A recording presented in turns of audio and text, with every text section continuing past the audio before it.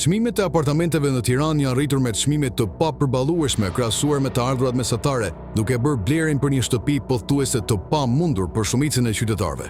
Sipas llogaritjeve të Monitor, në vitin 2024 duhen rreth 15.9 vite punë me pak mesatare nominale, dhe 18.6 vite me pak reale për të siguruar një apartament 70 metra katror në kryeqytet. Në vitin 2014, një apartament i tillë kushtonte rreth 56.000 euro, ndërsa paka reale mesatare ishte 51.000 lekë, çka përkthej me 13 vite punë.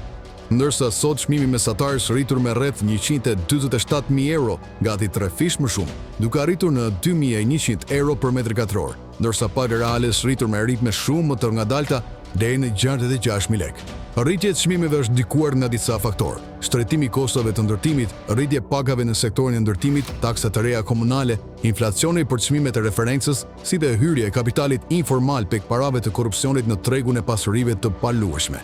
Një rol të rëndësishëm ka pasur dhe kërkesa e lartë nga investitorë dhe turistë të huaj, sidomos në zonat bregdetare. Sipas analizave të Deloitte dhe Numbeo, Tirana rënditet ndër qytetet europiane më problematike për përballimin e banesave, duke të kaluar metropole si Amsterdam, Athinë dhe Prag.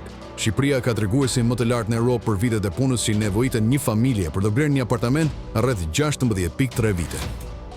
Pasojat janë të dukshme: shtimi i qiramarrjes afatgjat, largimi të rinjve drejt emigracionit dhe vështirësive në krimin e stabilitetit familjar. Ekspertët kërkojnë politika të menjëhershme si kredi dhe interesa të ulta, rritje të banesave sociale dhe luftë kundër korrupsionit, për të ngandalsuar rritjen e çmimeve dhe për ta bërë strehimin më të aksesueshëm.